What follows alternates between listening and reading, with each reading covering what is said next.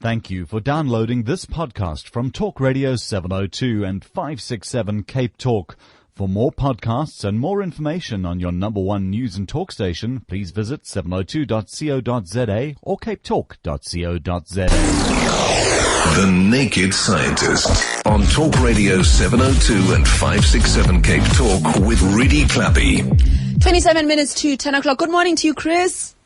Morning. Lovely to have you with us. Now, I haven't had Thomas on the show for weeks now. As you know, he was covering the Olympics. He got lost very often. We heard from our colleague, David O'Sullivan, getting onto the wrong tube and so on. What advice would you give Thomas? What should he have done and what should he do next time he's in London? Stay at home, I think. I get lost on the underground sometimes. It is difficult. I think, foreigners, when they come to London, there's such a tide of people going everywhere. It's really hard, even if you live there, to make sure that you don't get pushed into the wrong archway and end up on the wrong train. So I sympathise with Thomas. I am chagrined, nonetheless, that he didn't manage to get a random train that came my way and come and see me, because I did offer to feed him. I was very surprised he didn't turn up. We know why he didn't turn up, because wherever he was, because I asked him how much he spent on food, and he said nothing. I said, what do you mean? Because I'd warned him he that spent it all on underground tickets. Yeah, on underground tickets, and they were feeding him, so maybe that's why he didn't want to leave the Olympic Village, because there was plenty of food there. That makes sense, sense. Okay, our lines are open for you on 021 446 0567 011 883 0702. Let's go to Ross in Thornton, Cape Town. Good morning. Good morning. Yes, I've got a puzzle here. These special heaters, they're called economy heaters, and they say that with the light, the power of a couple of light bulbs, you can heat your room. Now, I can't understand this, because surely the amount of electricity you put in is going to be converted into heat energy, and that's then going to give you a certain amount of heat out. I can't see, how one heater can be more economical than another. Hello, Ross. Well, I sort of agree with you in the sense that you're right. If you put energy in, you're going to get energy out. And I think it depends on what sort of light bulb they're talking about. And it might be that one of these heaters is very good at storing the heat. In other words, you've got something in there which soaks up the heat energy and then releases it slowly over a period of time. And this improves the ambient temperature of the room. It might be that it's producing a sort of a comfort effect. So rather than the room getting very, very hot, and then as soon as you turn the heater off, of course, all that heat disappears and it gets cold again. So it might be that it's helping to maintain the status quo, and we know that humans are quite sensitive to change in temperature, not so much the absolute temperature within limits, and it might be that that's something to do with it. But I agree with you. If you put energy in, you get energy out, because you can't make or remove energy. And so if a light bulb is heating the room, or you've got a heater behaving as a heater using the same amount of current as the light bulb will be drawing, then it's using as much energy. So it should be one or the other the same. Mm-hmm. Thank you very much, Ross. Let's go to Jessica in Fourways. Hi there, Jessica. Hello. Hello, Jessica. How are you? Fine. I'm fine. How old are you? 7. I love it when 7-year-olds call me. Thank you for calling, hey? Yes. What do you want to ask the naked scientist? I'd like to ask, why do tongues stick to ice when you lick it? Okay. Do you like licking eyes, darling? Do you like licking eyes? Fantastic. Okay. All right, Chris, how do you answer Jessica? Hello, Jessica. What have you been licking? I think she's shy. What have you been licking, Jessica? Ice lollies. Ice lollies. I knew she was going to say that. The reason for this, Jessica, is that the ice lolly is so cold that when you put your tongue against it, your tongue has got a layer of water on it from your saliva, and the saliva touches the very cold ice on the ice lolly and freezes, and you form ice on the surface of your tongue, and that ice sticks your tongue to the ice lolly. And it doesn't unstick until the warmth from the blood going through your tongue melts the ice that's formed on the surface of your tongue and on the ice lolly and removes your tongue from the ice cube it's effectively put itself into. So it's your tongue freezing onto the ice lolly because it's so cold. And it doesn't just happen with ice lollies. anything that's very, very cold can do this. So if you go out on a really cold day, you have to be very careful if you see a piece of metal, for example, and you have damp fingers, because if you touch the metal with your cold hands, your fingers can stick onto the metal surface, and in some cases it sticks so hard that you end up peeling off the skin on the end of your fingers. So people who work with very cold things in factories and for their jobs, they often wear gloves to protect themselves for that reason. Thank you very much for asking such a brilliant question, Jessica. Call us again. Let's go to Ruby in Welgemoot. Hi. Hi, good morning. I've also got a question that's got to do with cold and heat. I have been living 15 years against the hill here of the Tygerberg, and I look down on the Cape Town International Airport. And I find inevitably every time that when it's cloudy, the first place where I would see the sunshine is the patch over the airport. Would this be because of the heat that the aeroplanes generate, or is this just coincidental? I think it's probably coincidental, but forgive me if I'm doing a disservice by saying that. But when it comes to aeroplanes, they can nonetheless change the weather. And there was a paper published in the journal Science a couple of years ago, I think it was actually midway through last year, and they were actually looking at many of the major airports around the world, and they showed that you get these interesting cloud formations, which are called hole punch clouds, or linear canal clouds, and it's where aeroplanes go through a certain height above the ground, and the low pressure that's generated around the tips of the propellers on propeller-driven planes, or around the tips of the wings on jet aircraft, those low pressures cause all of the moisture or the water droplets in the air to coalesce, and you end up with a hole because they form droplets initially of ice because the temperature falls in the low pressure area, and this causes ice crystals, and the ice crystals attract more water onto them, and this then falls out of the sky as rain, and it leaves a hole in the cloud. And the onward effect of that is to have more rainfall around airports compared with the other areas around the surrounding country. So you get airports do change the weather, you change the cloud configurations, and you make rain around airports. So you're right in the sense that there's definitely a phenomenon, whether the one you're seeing, because I'd have to think about that in more detail before giving a flip answer, but it's definitely true that planes can affect the weather. Thank you very much, Ruby. I have a question of my own, Chris. What causes a headache? Well, headaches can be caused by all manner of things. The most common cause of headache is what we call a tension headache, and this is very often because a person is stressed and they spend their whole time frowning, and so the muscles across the top of the scalp end up in a sort of tension state, and that's uncomfortable. The other kinds of headache you get include headaches because of dehydration. If you don't drink enough, don't eat enough during the day, then you lose total body water, and the brain is a very wet organ. It's like a sponge, and if you extract water from the body, the brain shrinks a tiny bit, and this puts tension on the supporting structures, chiefly the meninges, the layers around the brain, and they're very sensitive to inflammation or deformation, and so you feel pain that way. Then there's the problem of migraine. If people have a migraine, this is actually electrical activity in the brain showing abnormal patterns, and this irritates the nerve cells running in the meninges and in blood vessels and produces that very characteristic, very painful pain. And then there are some other manifestations of headaches, which can be a phenomenon called cluster headaches, which are common in young men, come in runs and then they disappear. And then there are other things like someone bashes their head or has trauma, or some other more serious things that can sometimes cause headaches, like high pressure inside your head and that kind of thing. So there's a whole raft of reasons, the most common one being that a person is either stressed and has a tension headache, or tired, or that they haven't drunk enough. All right, our lines are still open for you on 021 446 0567, 011 883 0702. Imaka and Rory, I see your calls right after this. The Naked Scientist on Talk Radio 702 and 567 Cape Talk with Rudy Clappy. All right, we're stripping science down to its bare essentials with the Naked Scientist Chris Smith on 021 446 0567, 011 883 0702. And remember, you can get more information about the Naked Scientists. Visit their website at www.thenakedscientists.com. That's www.thenakedscientists.com. And they are on Twitter as well, which is the Twitter handle. It's a handle, right? at Naked Scientist. Let's go to Imaka in Pretoria. Hi. Hi, Rudy.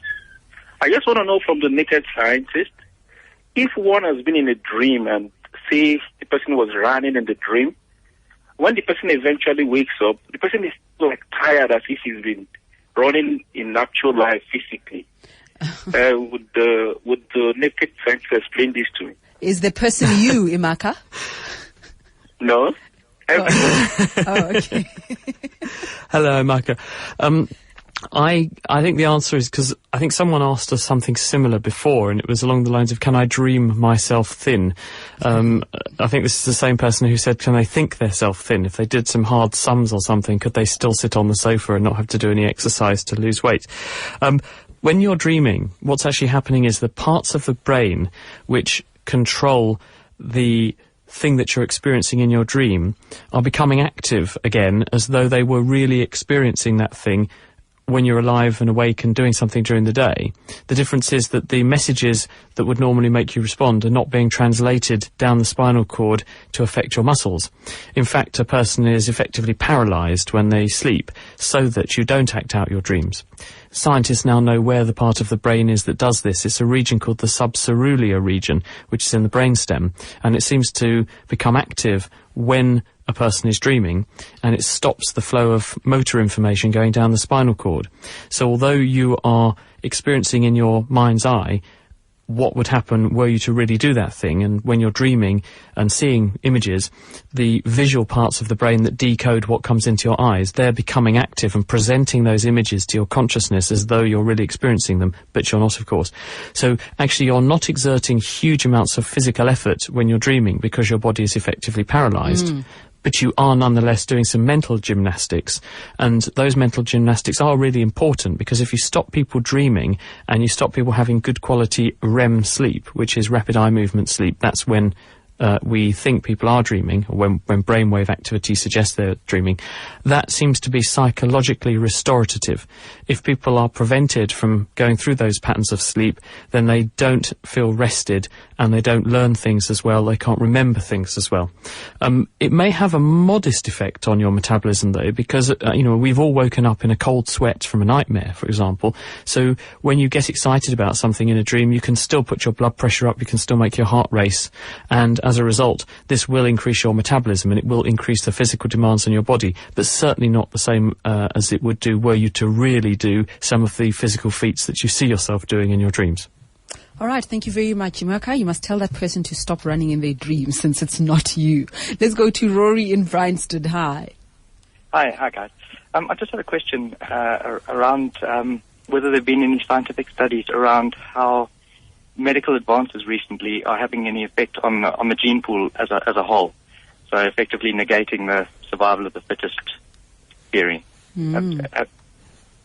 Hello, Rory. Yes, I think you raise a very good point, because you're saying historically, if there was no medicine and no intervention, and a person had some kind of problem that rendered them vulnerable, then natural selection would weed them out and leave behind a population who are fitter. And nowadays doctors come along and we squirt drugs into people and give them various treatments and caesarean sections and all this kind of thing. Are we therefore breeding a genetically unfit population? And the answer to this is that we will be preserving in the gene pool individuals who nature probably would have removed. But are they therefore bad for the gene pool? Well, not necessarily, because there's a tiny number of them. And so the likelihood that a person will breed that gene into the wider population on a major scale is small, unless some other kind of selective pressure makes that gene advantageous. So that's probably less likely. And also, there may be a benefit, because if you take malaria as a good example, people who live in various African countries are much more likely to suffer with the condition sickle cell anemia, which, if you're offered the choice, would you like sickle cell anemia? Most people are going to say, no, that's a very bad thing to have because it can cause blood problems. But if you live in a malarious area, you are protected from malaria if you're a carrier for sickle cell anemia. So you end up with what's called a balanced polymorphism, where an initially deleterious trait ends up more common in the gene pool than it should do, because it confers, on the flip side, some kind of advantage. We also think that the cystic fibrosis gene is more common in the population than one would expect, on the basis that if you end up as an actual physical cystic, someone who's got 2 copies of the gene not working, so you get cystic fibrosis, that seems like a bad outcome. In fact, carriers for cystic fibrosis may be protected against certain kinds of gastrointestinal infection from things like salmonella. So therefore, again, you've got a potential balanced polymorphism. So I'm not of the opinion that medicine is going to make a huge difference to the overall fitness of the human race, because I think the influences are probably quite weak compared with the massive influences and the selection pressure applied by the environment worldwide as a whole. Thank you very much, Rory in Bryanston. Let's go to Rian. Rian in Rosebank. Hi. Hi, good day, guys. There's a general belief that when babies get teeth, that they have a runny stomach. And it's some people, or most people, think it's a physiology thing. But research came out a week ago saying that it's because of bacteria babies pick up from eating stuff that they pick up. What's the scientist's opinion about this matter? Hello, Rian. I'm with you. As you were talking, I was thinking, well, having watched my own kids when they're having teething, what they do is that they pick up everything and anything and it goes straight in their mouth. When my daughter was little, I saw her crawling along in this person's garden. We'd gone around someone's house for a barbecue or something. She was crawling along on the ground, and she looked like she had something in her mouth. And so I said, "What have you got in your mouth?" And of course she smiled at me, and out came a giant muddy pebble. So kids will put anything in there because they want to chew on things because their gums are uncomfortable, and it's a bit like if you knock yourself, you want to rub it better. Yes. I think by putting things in their mouths, they are apart from the fact that babies put everything in their mouths anyway, I think they're sort of doing the oral equivalent of rubbing the sore area better. And there will be, therefore, a higher likelihood that bugs are going to go in. And the kinds of bugs that affect kids and cause bad stomach problems include viruses. Norovirus especially, and adenovirus, and these are very stable in the environment. So if a kiddie goes to an area where someone has been symptomatic with one of those bugs, and they pick them up from the environment, then they'll catch them. So I think it's just really a manifestation of the fact that there's more exposure or more opportunity to acquire one of these tummy bugs at the time because they're putting more things in their mouths. Yes. Thank you very much, Rian. I have an SMS question here from Paul.